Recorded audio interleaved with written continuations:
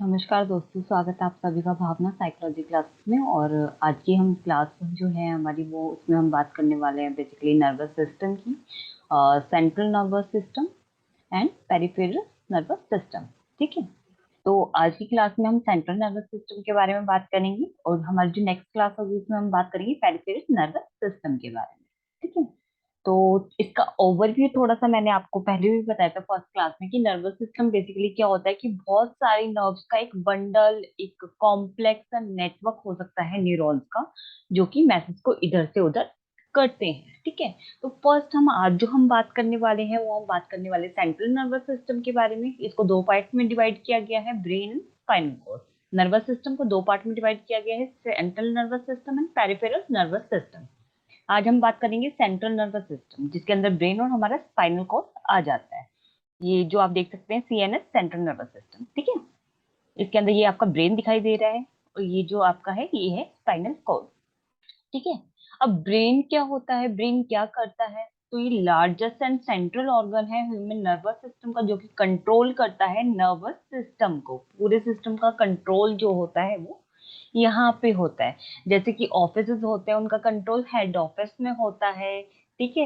इसी तरीके से इसका जो कंट्रोल होता है वो बेसिकली कहाँ पे होता है? ब्रेन में। हमारी पूरी बॉडी का जो कंट्रोल होता है वो ब्रेन में होता है। ठीक है। Which help us in discovering new things, remember new things, understanding, making decision. तो ये हमारे किस चीज में हेल्प करता है? नई चीजों को पहचानने में, याद रखने में, समझने में, डिसीजन बनाने में, और भी बहुत कुछ।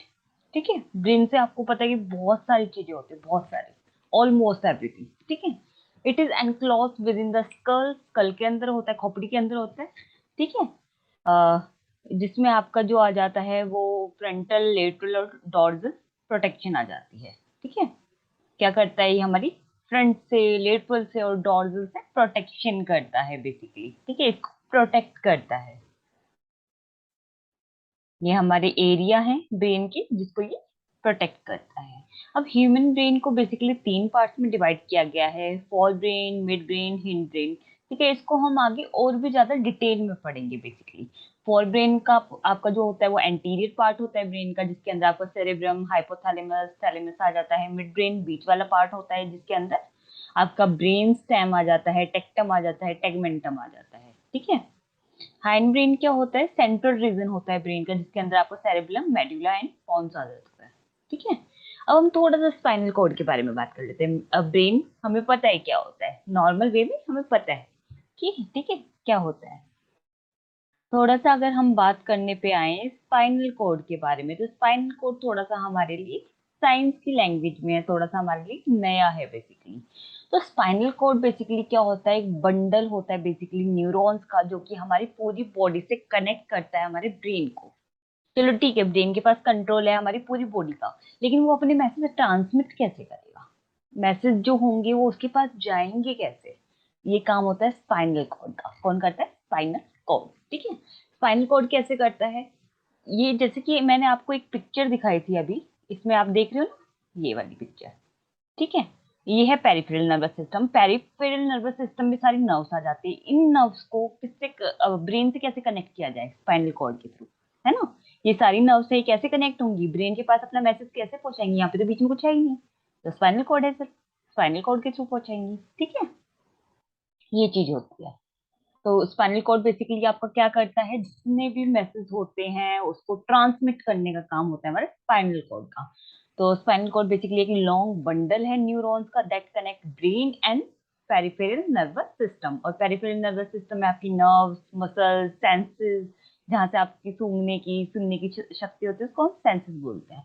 मैसेज को कैरी करना, रिसीव करना, कि ब्रेन के पास मैसेज कैसे जाएगा हमारी बॉडी का, या फिर ब्रेन कोई मैसेज हमारी बॉडी को पहुंचाना चाह रहा है तो वो कैसे आएगा? वो सारी चीजें कहाँ से होती हैं? हमारी स्पाइनल कॉर्ड के थ्रू।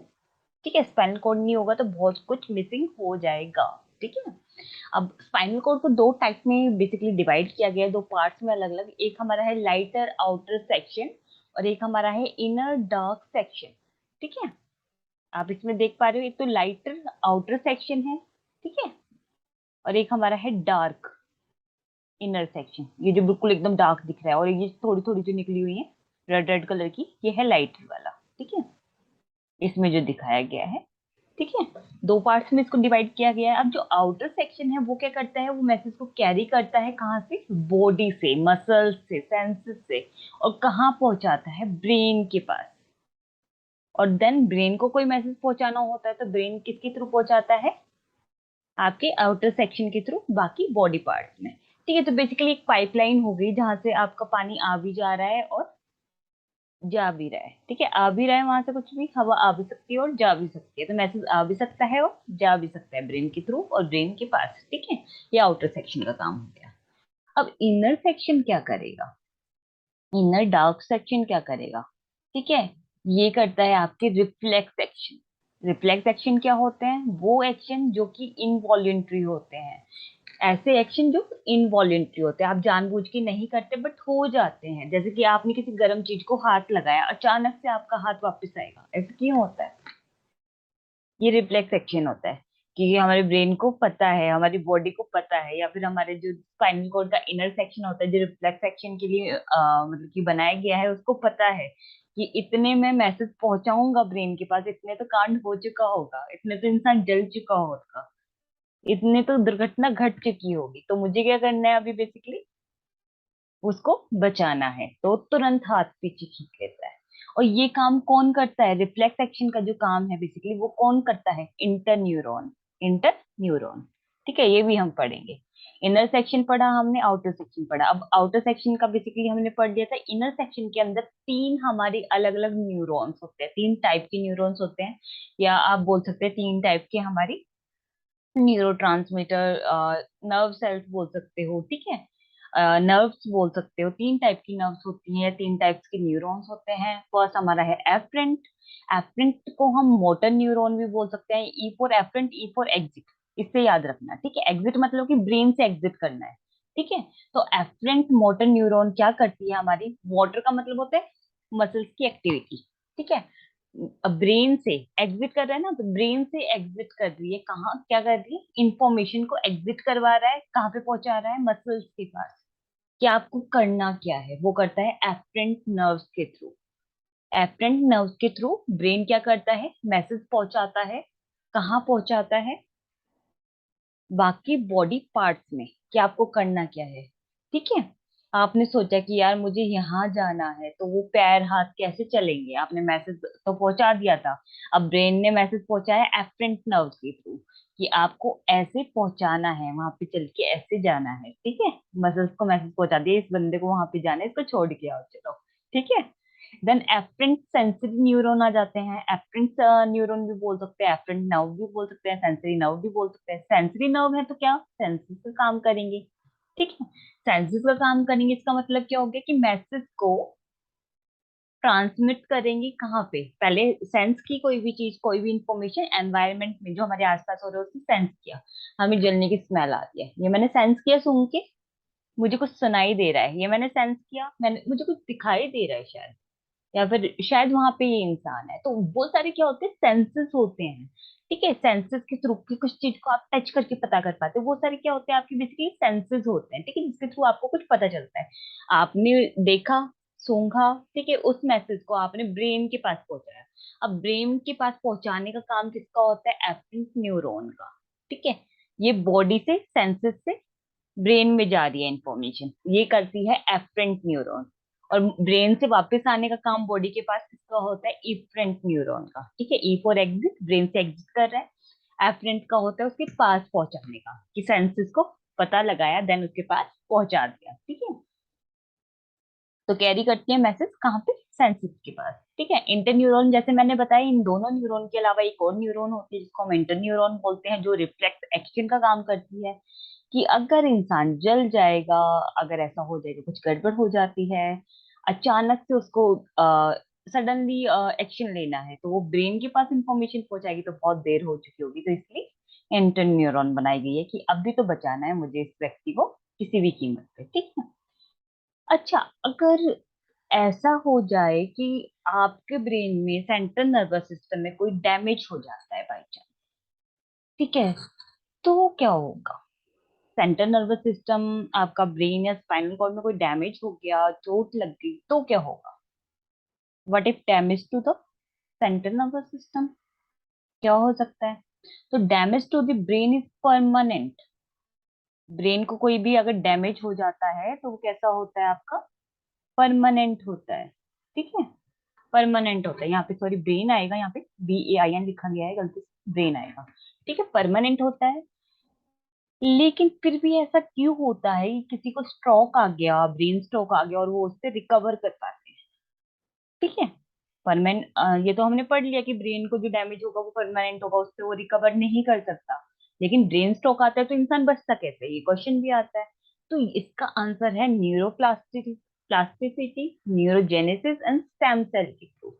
अब ये क्या चीज है, ये क्या बला है, ये तो कुछ नया ही सुनने को मिल रहा है।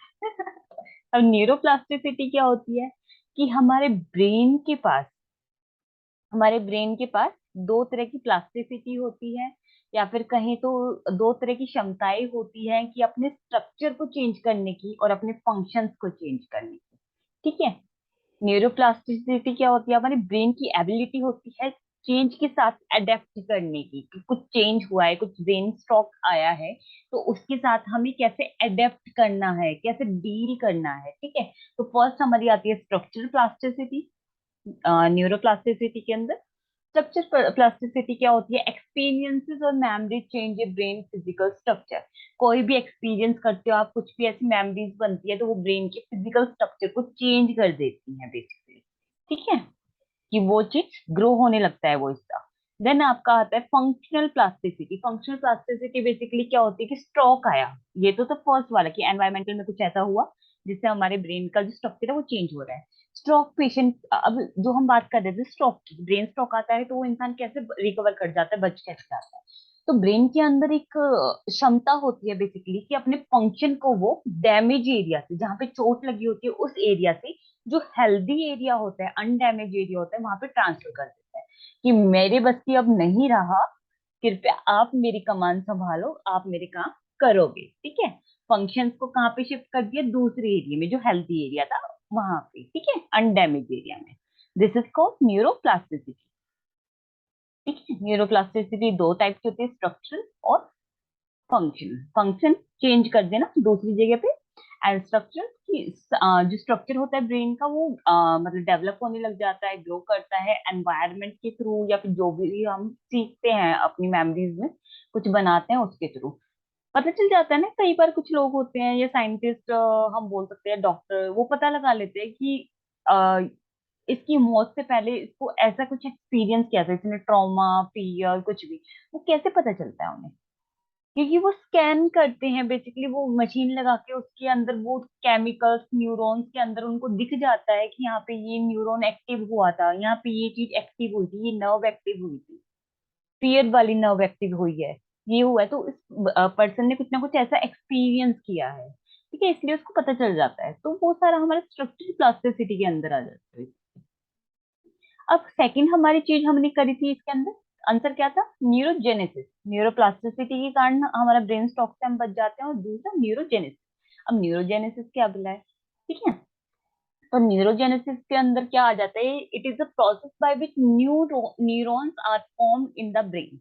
जनरली क्या होता है, जब हमारा हमारा प्रीनेटल डेवलपमेंट हो रही होती है, एक बच्चा होता है माँ के गर्भ में, तो उसके न्यूरॉन्स बहुत फास्ट तरीके से बनते हैं। लेकिन ऐसा नहीं है कि सिर्फ उसी वक्त बनते हैं।